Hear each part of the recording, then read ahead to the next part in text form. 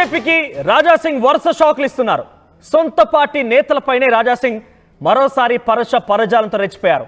మొన్నేమో scrap అన్నారు, ఇప్పుడు మరొక పరుష పరజాలం ఉపయోగించి ఆయన రెచ్చిపోయారు. రాజాసింగ్ వ్యాఖ్యలతో బీజేపీలో మరొకసారి కలకలం రేపుతోంది. నిన్న బీజేపీ నేతలు సీఎం రేవంత్ రెడ్డితో రహస్యంగా భేటీ అవుతున్నారంటూ మాట్లాడిన రాజాసింగ్ తాజాగా ఆ భేటీ ఆరోపణలు ఆ విషయాల సంబంధించి చెప్పిన వెంటనే మరొక వీడియోతో ఆయన బీజేపీ నేతలపైనే సొంత పార్టీ నాయకులపైనే రెచ్చిపోయారు. కొంతమంది నేను ఈ మాట మాట్లాడడం నాకే ఇబ్బందిగా ఉంది, కానీ దయచేసి ఈ వార్త చెప్పే ఉద్దేశంలో మాత్రం ఈ మాట మాట్లాడాల్సి వస్తుంది. రాజాసింగ్ సొంత పార్టీ నాయకులను ఏకంగా ఫాల్తుగాళ్ళు అంటూ సంబోధించారు. కొంతమంది ఫాల్తుగాళ్ళు పార్టీలో నుంచి వెళ్ళిపోతేనే బీజేపీ అధికారంలోకి వస్తుందంటూ రాజాసింగ్ మాట్లాడుకొచ్చారు. మా ప్రతినిధి శ్రీధర్ దగ్గరికి వెళ్ళి ఒకసారి రాజాసింగ్ ఏం మాట్లాడారో చూద్దాం.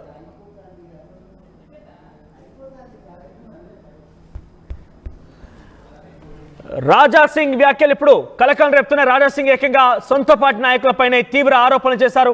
మరిన్ని అప్డేట్స్ శ్రీధర్ అందిస్తారు. శ్రీధర్, ఏంటి రాజాసింగ్ వరుస వ్యాఖ్యలు బీజేపీని కలవరపాటు గురి చేస్తున్నాయి, బీజేపీలో కూడా కొంత అంతర్యుద్ధానికి దారితీస్తున్నాయి.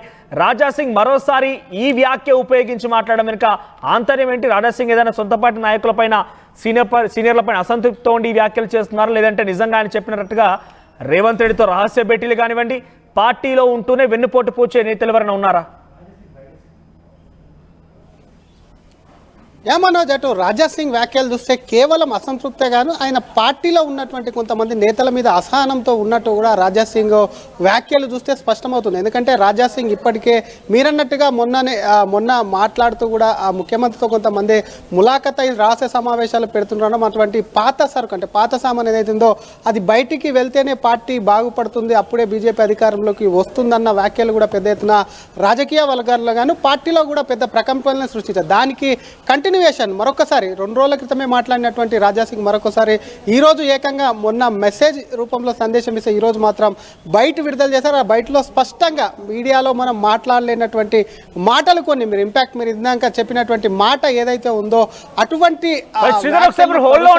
రాజాసింగ్ మాట్లాడిన మాటలు ఒకసారి మనం విందాం, ఆ తర్వాత మనం కంటిన్యూ చేద్దాం. రాజాసింగ్ ఏకంగా ఒక పరుష పరజాలంతో రెచ్చిపోయారు బీజేపీ సొంత పార్టీ నాయకులపైనే. ఒకసారి అదేంటో చూడండి. అసదును వేసి నువ్వు ఎంత భయపడతావు అది మాకు తెలుసు. తెలంగాణలో భారతీయ జనతా పార్టీ గవర్నమెంట్ వస్తే ఫస్ట్ ఉరికేది నువ్వే. ఈ దేశం ఇడిచి వెళ్ళిపోతావు, లేకపోతే నేను కూడా భారతీయ జనతా పార్టీ సభ్యుడు అయితా అని మా కాళ్ళపైన నువ్వు పడతావు, అది చూసుకో. ఎందుకంటే నెక్స్ట్ వచ్చేది భారతీయ జనతా పార్టీ గవర్నమెంట్. తెలంగాణలో కొంతమంది ఫాల్తుగాళ్ళు పార్టీ నుంచి వెళ్ళిపోతే 100% గవర్నమెంట్ బీజేపీదే వస్తుంది. అసదును వేసి నువ్వు ఎంత తెలంగాణలో భారతీయ జనతా పార్టీ గవర్నమెంట్ వస్తే ఫస్ట్ ఉరికేది నువ్వే. ఈ దేశం ఇడిచి వెళ్ళిపోతావు, లేకపోతే నేను కూడా భారతీయ జనతా పార్టీ సభ్యుడు అయితా అని మా కాళ్ళపైన నువ్వు పడతావు, అది చూసుకో. ఎందుకంటే నెక్స్ట్ వచ్చేది భారతీయ జనతా పార్టీ గవర్నమెంట్. తెలంగాణలో కొంతమంది ఫాల్తుగాళ్ళు పార్టీ నుంచి వెళ్ళిపోతే 100% గవర్నమెంట్ బీజేపీదే వస్తుంది. అసదును వేసి నువ్వు ఎంత భయపడతావు అది మాకు తెలుసు. రైట్, ఇది రాజాసింగ్ మాట్లాడింది సొంత పార్టీ నేతల్ని. బేసిక్గా ఆయన ఎంఐఎం అసదుద్దీన్ ఓవైసీని అక్బరుద్దీన్ ఓవైసీని ఏకరకంగా కూడా ఏకిపారేస్తుంటారు తెలిసిందే, కానీ తాజాగా సొంత పార్టీ నాయకులనే ఈ రకంగా వ్యాఖ్యానించారు. ఎలా చూడాలి శ్రీధర్? అంటే పార్టీలో అంతర్గతంగా నిజంగానే రాజాసింగ్ని పట్టించుకోవడం లేదని ఒక విషయం పైన ఆయన అసంతృప్తితో ఉన్నారా? లేదు అని అంటే నిజంగానే ఆయన చెప్పిన ప్రకారంగా రహస్య మంతనాలు, కొంతమంది వెన్నుపోటు చర్యలకు పాల్పడుతున్నారా? రాజాసింగ్ ఉద్దేశం ఏంటి? డెఫినెట్గా రాజాసింగ్ పార్టీ నేతల రాష్ట్ర నాయకత్వం పైన కూడా అసంతృప్తితో ఉన్నారని రాజాసింగ్ వ్యాఖ్యలు చూస్తే స్పష్టంగా అర్థమవుతుంది. పార్టీలో గెలిచినప్పటి నుంచి, 3వసారి ఎమ్మెల్యే గెలిచినప్పటి నుంచి కూడా రాజాసింగ్ కాస్త పార్టీకి అంటుముట్టినట్టుగా ఉన్నారు.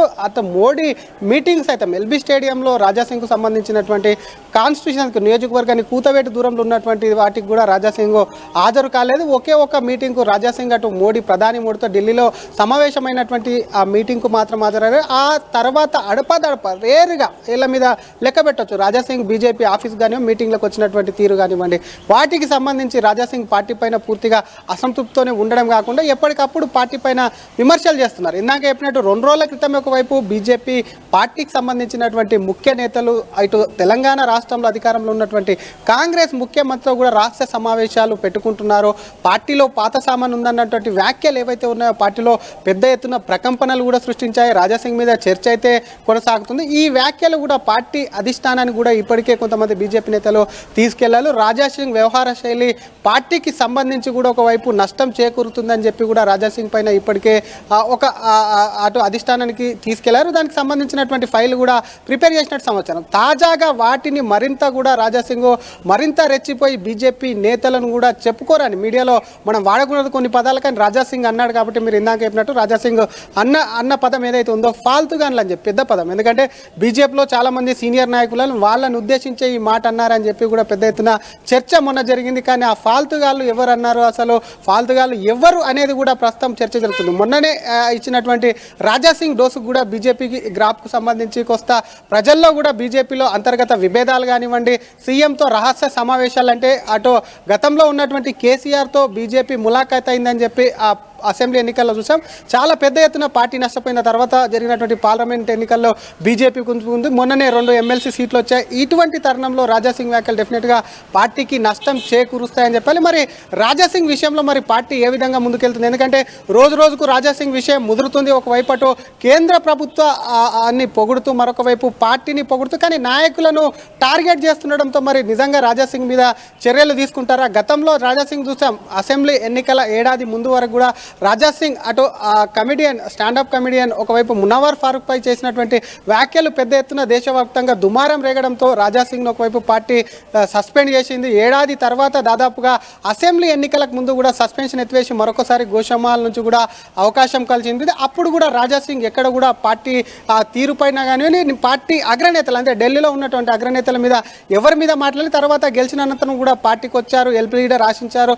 ఎల్పీ దొరకపోవడంతో ఆయన గోల్కొండకు సంబంధించి మొన్న జరిగిన జిల్లా అధ్యక్షుని విషయంలో ఎప్పుడైతే రాజాసింగ్ ఒకరి పేరు ప్రస్తావన తీసుకొస్తే ఆ పేరు పక్కన పెట్టి అధిష్టానం వేరొకరిని ఇచ్చింది, అప్పటి నుంచి రాజాసింగ్ పెద్ద ఎత్తున రగిలిపోతున్నారు. ఒక సీనియర్ ఎమ్మెల్యేను, పార్టీలో ఉన్నటువంటి ప్రస్తుత ఎమ్మెల్యేలో తానే సీనియరు, వరుసగా 3 సార్లు అంటే హ్యాట్రిక్ కొట్టినటువంటి ఒక ఎమ్మెల్యేకు చిన్న పని పార్టీ చేయకపోవడం ఏందని చెప్పి కూడా బాహాటంగానే పార్టీలో ఉన్నటువంటి ప్రస్తుత రాష్ట్ర నాయకత్వాన్ని ప్రశ్నిస్తూనే అసలు నేషనల్ పార్టీ చాలా బాగుంటుంది, రాష్ట్ర పార్టీల్లో ఇటువంటి వాళ్ళు ఉన్నారు, ఈ పాత సామాను వెళ్ళాలని చేసినటువంటి వ్యాఖ్యలు కానివ్వండి, వాటికి తోడు ఈరోజు చేసినటువంటి వ్యాఖ్యలు పార్టీని చాలా నష్టం హిందూ సమాజానికి సంబంధించి ఒక వ్యక్తి కామెంట్ చేస్తున్నారని చెప్పి, అంటే గత ప్రభుత్వంలో ఆయన వ్యాఖ్యానించిన నేపథ్యంలో ఆయనకు సంబంధించి డైరెక్ట్గా ఇన్వాల్వ్మెంట్ లేకపోయినా కూడా కొంత ఆయన పైన చర్యలు తీసుకోవాల్సి వచ్చింది. బీజేపీ పార్టీ సస్పెండ్ చేసింది. సో అప్పుడు ఆ రకంగా నిర్ణయం తీసుకున్న బీజేపీ డిసిప్లినరీ కమిటీ చాలా స్ట్రిక్ట్గా ఉంటుంది బీజేపీలో. ఇప్పుడు ఏకంగా సొంత పార్టీ నాయకులపైనే, నాయకుల ప్రమేయం లేకుండా ఈ రకంగా మాట్లాడడం పైన ఎందుకు పార్టీ సైలెంట్గా ఉంది? పార్టీ నాయకులు ఎందుకు సైలెంట్గా మౌనంగా ఉన్నారు? రాజాసింగ్ పైన ఎందుకు యాక్షన్ తీసుకోవడం లేదు? ఏమన్నా ఏ పార్టీ అయినా సరే నేరుగా పార్టీ ఏకంగా పార్టీని ప్రశ్నిస్తే కానీ వాళ్ళ మీద వేటు వేయక తప్పదు. పార్టీలో చాలామంది ఉంటుంటారు, వాళ్ళకు ఒకరిపై ఒకరికి వ్యక్తిగత భేదాలు ఉంటాయి. అది కాంగ్రెస్లో కానివ్వండి, బీజేపీలో కానివ్వండి. పార్టీలో ఒకరి నాయకత్వం నచ్చని నేతలు ఉంటారు, నచ్చినటువంటి నేతలు ఉంటారు, నచ్చిన నేతలు కూడా ఉంటారు. కాబట్టి రాజాసింగ్కు ప్రస్తుతం ఉన్నటువంటి రాష్ట్ర అధ్యక్షుడు కానీ రాష్ట్ర నాయకత్వానికి కూడా పెద్దగా పడి రావట్లేదు. గతంలో కూడా 2 ఎమ్మెల్యే, ప్రస్తుతం ఉన్నటువంటి రాష్ట్ర అధ్యక్షుడు రాజాసింగ్ ఉన్నప్పుడు 2 ఎమ్మెల్యేలుగా ఉన్నప్పుడు వారిద్దరికి పడకపోయేదా. తర్వాత కిషన్ రెడ్డి అటు రాష్ట్ర అధ్యక్ష పగ్గాలు చేపట్టాక కూడా రాజాసింగ్ అప్పటికి సస్పెన్షన్ ఉంది కాబట్టి అది తొలగిపోదు. కిషన్ రెడ్డి దాన్ని రాజాసింగ్ సస్పెన్షన్ వేటును కంటిన్యూ చేస్తారని పెద్ద ఎత్తున చర్చ జరిగింది. కానీ నేషనల్ పార్టీకి సంబంధించి మాత్రం రాజాసింగ్ ఒకవేళ పార్టీలోకి మళ్ళీ ఎమ్మెల్యే సీటు తిరిగి పార్టీలోకి తీసుకోకపోతే ఎంతో కొంత ప్రభావం పడుతుంది. రాజాసింగ్ ఇక్కడే కాదు, దేశ వ్యాప్తంగా వెళ్ళి కూడా ఆయనకు సంబంధించి ధర్మరక్షణ సంబంధించినటువంటి సభల్లో పాల్గొంటాడు. హిందూ ధర్మరక్షణ సభలో కూడా ఆయన పెద్ద ఎత్తున పాల్గొంటారు. సపరేట్ ఫ్యాన్ ఫాలోయింగ్ ఉంది, సపరేట్ ఆయనకు కూడా ఒకవైపు కూడా ఫాలోయింగ్ ఉంది కాబట్టి ఆయనకు సంబంధించి ఏదైనా డిసిషన్ తీసుకుంటే మాత్రం డెఫినెట్గా కూడా ఆ పార్టీ పైన ప్రభావం పడేటువంటి అవకాశం ఉందని చెప్పి గతంలో అయితే మరి ఆ సస్పెన్షన్కు సంబంధించి ఎత్తేసారు. ఈసారి ఇప్పటికీ ఆయన మాట్లాడుతున్నటువంటి విషయాలు ఏదైతే ఉందో భారతీయ జనతా పార్టీ తెలంగాణలో అధికారంలోకి రావాలంటే మాత్రం ప్రస్తుతం ఉన్నటువంటి పాత సామాన్ అనేది తొలగిపోవాలని మొన్న చేసినటువంటి వ్యాఖ్యలు కాకుండా ఇప్పుడున్న నాయకులు, ఎందుకంటే తెలంగాణలో అధికారంలో రావడమే లక్ష్యంగా బీజేపీ పనిచేస్తుంది. మొన్న ఎమ్మెల్యేలు అటు ప్రధాని మోడీతో సమావేశమైనప్పుడు కూడా కొన్ని ఎమ్మెల్యేలు ఎంపీలను కూడా ముందల కూడా ఒకవైపు ప్రధాని సాక్షాత్తు కొన్ని వ్యాఖ్యలు చేశారు. వాటిని బయట పెట్టేందుకు కూడా నేతలు వెనుకంజ వేశారు. ఎందుకంటే తెలంగాణ తల కండ్ల ముందు నుంచి ఇలా వెళ్ళిపోయింది ప్రభుత్వం, తెలంగాణలో ఏర్పాటు అయ్యేది అని చెప్పి అన్నమాట మోడీ అన్నారని చెప్పి నేతలు చెప్పినప్పటికీ కూడా మోడీకి తెలంగాణ మీద ఒకవైపు కూడా ఖచ్చితంగా అధికారంలోకి వస్తాము అన్న భరోసా ఇంకా ఉంది. కాబట్టి రాజాసింగ్ వ్యాఖ్యలు ఏవైతే ఉన్నాయో పార్టీని ఆయన ఎక్కడ కూడా పార్టీకి సంబంధించినటువంటి వ్యవహారాలు పార్టీ విధానాలు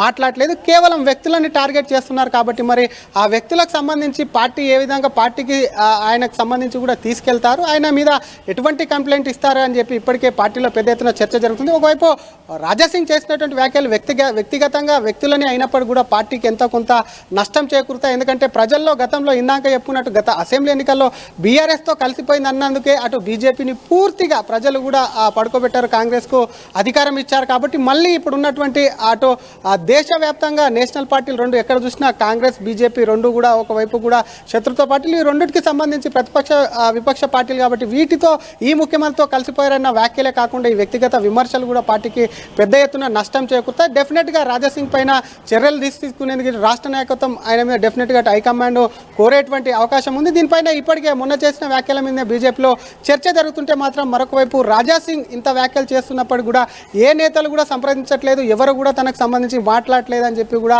రాజాసింగ్ అనుచరులు కూడా చెప్తున్నటువంటి పరిస్థితి ఉంది. కాబట్టి మరి ఈ వివాదానికి ఇక్కడితోనే ఒకవైపు అటు బీజేపీ పార్టీ చెక్ పెడుతుందా, లేదంటే రాజాసింగ్ ను మరొకసారి సస్పెండ్ చేస్తుందా, లేదంటే రాజాసింగ్ కు అసంతృప్తికి కారణాలు ఏంటని కనుక్కుంటుందా అని చెప్పి కూడా వేచి చూడాల్సిందే మనోజ్.